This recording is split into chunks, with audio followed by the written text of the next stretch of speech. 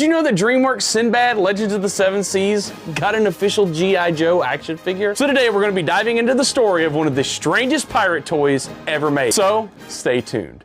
Hello everyone, we have our heading.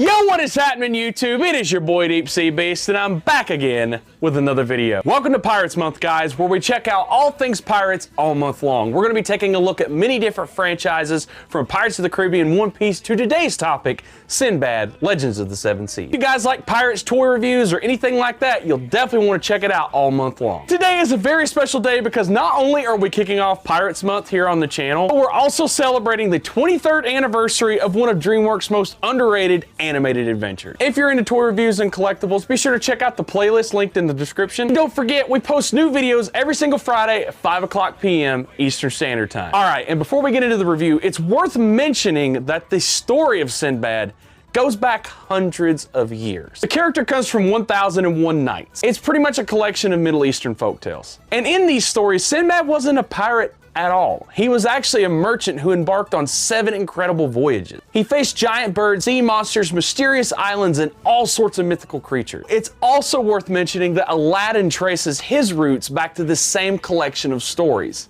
That's kind of cool, isn't it? So in 2003, when the movie came out, it wasn't exactly like the original story, but more of an original adventure created by DreamWorks themselves. The film, of course, follows Sinbad, who in this version is more like a pirate slash a daring sailor, who is framed for stealing the Book of Peace. To clear his name and save his friend, Prince Proteus, he must journey across the world, face the goddess Eris herself, and all the mythical monsters and battles he'll face along the way. So the movie did take some creatures and elements from the original story, but it really just made up its own thing and its own world. And like any animated movie, of course, Sinbad had the merchandise treatment with many different varieties. There were video games, books, even fast food promotions, and of course, action figures. So for reasons that collectors still can't figure out to this day, they released Sinbad under the G.I. Joe brand. You heard that right. Sinbad is an official G.I. Joe character. And today we're going to be checking out one of 3 of the sets released at the time. The biggest disadvantage this action figure line had, it was only Sinbad. None of the other characters got any merchandise. Well, that being said, my dad and I decided to take it upon ourselves to create some one-of-a-kind toys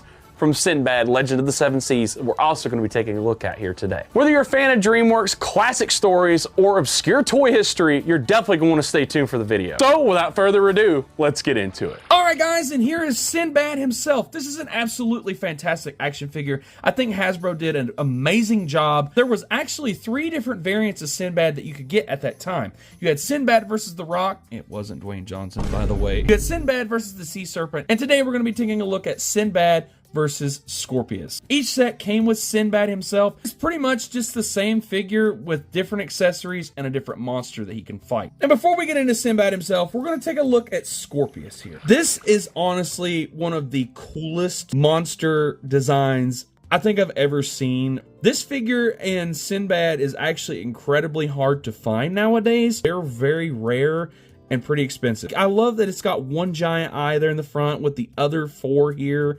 You've got these barnacle looking details here. All of these sharp edges really brings out that insectoid design, but makes it very monstrous and unique. It's mostly rubber. You're not gonna have to worry about the edges hurting you. So for articulation itself, this has a surprising amount of it. The jaw, it does open and close. On the side here, with the bendable feature, they can go pretty much any direction you want on both sides. So the legs can bend, they can go back and forth, and they can also rotate all the way around. On the tail, it swivels here. And you can also bend the tail. Scorpius to the top of his tail is right at 6 inches. If you go from the claw all the way to the very back, Scorpius here is about 13 inches long. Very, very cool designed monster, and I'm super happy to have it in my Sinbad display. Let's take a look at the accessories that Sinbad comes with, because he does have a surprising amount. Sinbad comes with this almost scythe-looking staff. It's got like a curved edge there. These serrated blades here. Solid plastic. It does not have any paint applications. This thing stands at about 11.5 inches. For Sinbad's other accessories, he comes with a knife and a sword. The knife is pretty much a solid plastic color.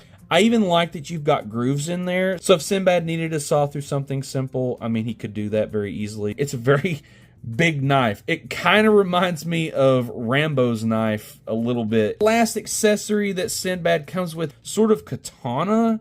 I guess that's what this is called. There's no extra paint detail or anything, but I like that there's a serrated blade there. This is a phenomenal accessory piece. And it's a fairly large sword. The armor that you can just simply slide the sword into, slip the knife right in there, and it stays in place. Without further ado, let's take a look at the star of the show himself, Sinbad. I love this film. It's one of my favorite movies from when I was a kid. This really does look like Sinbad from the movie. You've got his signature sharp jawline there, the goatee, the hairstyle.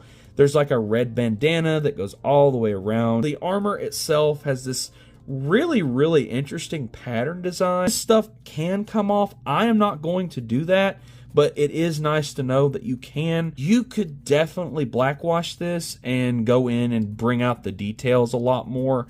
But I don't think that Hasbro did a bad job in doing that already here. Like, you can tell there is some paint difference between the golds and the darker color gold. I like this really cool design. I don't remember that being on him in the movie, but that's a really fun addition.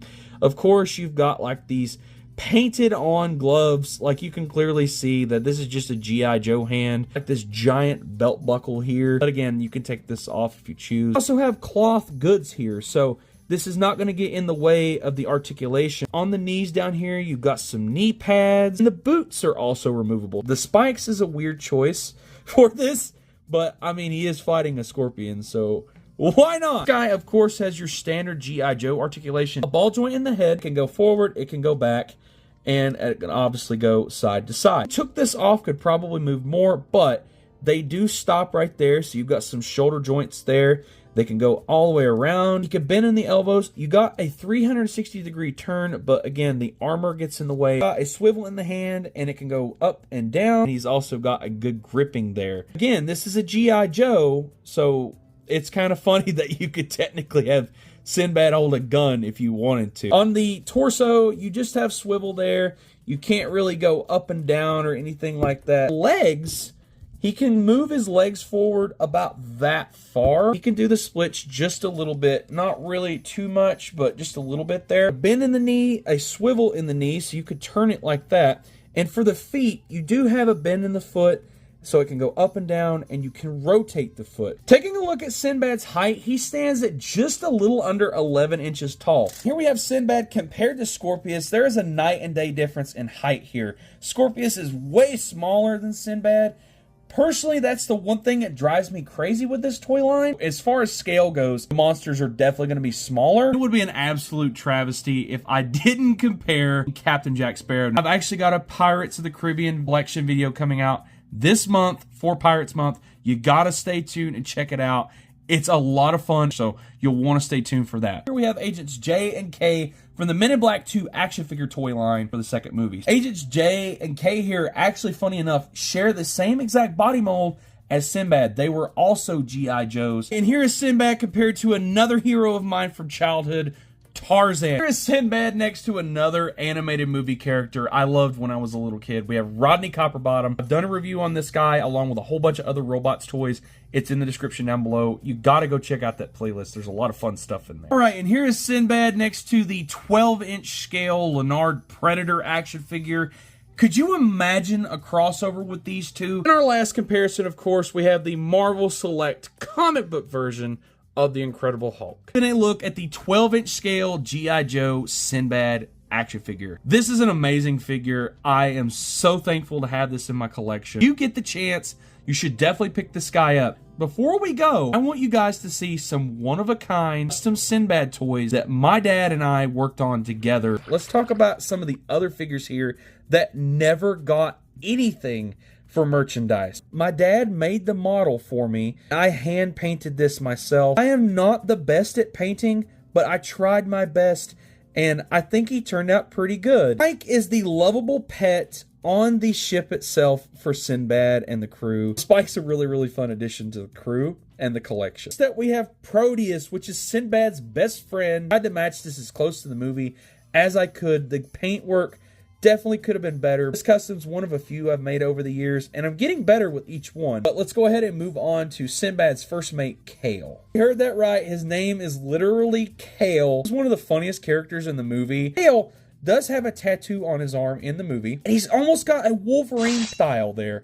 I never really noticed that, but he's got a lot of yellow and blue on him. But let's go ahead and take a look at the love interest of the movie, Marina. Honestly, I don't know if I did that good of a job. Never tried to draw makeup on a character, and a figure this small, I did the best I could. She does have a knife because I wanted her to have some kind of weapon, help out the crew, because she does go with Sinbad at the end of the movie instead of Proteus. Kind of messed up that she was supposed to get married and then just was like, nah, homie, I'm going with your best friend. We're going to finish everything off with Sinbad himself. This is based on the main design we see throughout the movie. When Dad did the sculpts on these, he sort of based them on like Superhero Squad, you know, the G.I. Joe stuff from back in the early 2000s, because I wanted this to feel like a minifigure that would have came out at the time. At height here, we have Proteus at closer to 2 1/4, Kale at close to 2 1/4, Sinbad closer to 2 inches,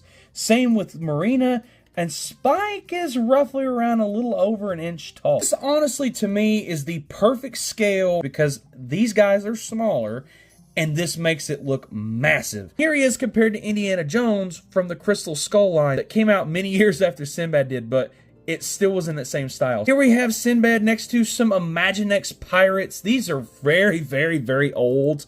I think these is mine from when I was actually like 3 or 4 years old. You could definitely have Sinbad and the crew displayed on an old Imaginext pirate ship. Here is Jack Sparrow and William Turner from the Dead Men Tell No Tales toy line. If I do a ship, I'm going to have to custom make one for Sinbad.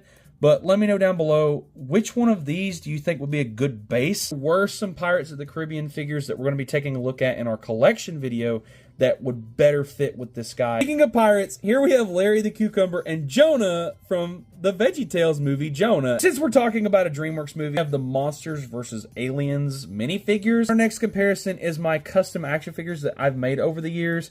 We have my very first one I ever did, which was Danny Phantom back here. I also did a video where I showed everything from scratch with Kick Patowski here. Sato, I never made a video for. This guy was so much fun to make. So let me know down below, out of all 4 of these customs, what did I do the best on and what could I have improved on? Of course, to finish things out, we have the Marvel Select comic book version of the Incredible Hulk. And here is our custom Sinbad action figure with the official G.I. Joe Sinbad. Guys, that's it for the review. I hope you enjoyed this video. If you guys enjoy videos like this, you're going to want to stay tuned all month long. Next week, we got our Pirates of the Caribbean collection video. So you guys will definitely want to surf at that subscribe button, wave it for notifications, so you'll be notified all month long for Pirates Month when new content pops up. We post every single Friday at 5 o'clock p.m. Eastern Standard Time. We've got a lot of fun stuff coming out. I'm super excited about the Pirates of the Caribbean video. The One Piece video is going to be a lot of fun. Before we go, I want to make a quick little shout out to my buddy Austin the Brimstone. He does a lot of DreamWorks content here on YouTube, and since I'm doing a DreamWorks character for this video, I figured it'd be appropriate to give him a shout out. And at the end of this month, we've got a massive video coming out with our friends here on YouTube for the end of Pirates Month. Sadly, Austin won't get to join us, so go in the description down below. I'm gonna have his channel link down there so you can go check him out. Give him some love and tell him I sent you. Don't forget, if you guys enjoy toy videos, go in the description down below. We're gonna have an entire playlist link down there with all of our toy reviews on it. But that's it for the video. Guys, I'll catch you on the coast side. Deep Sea Beast out. Woo!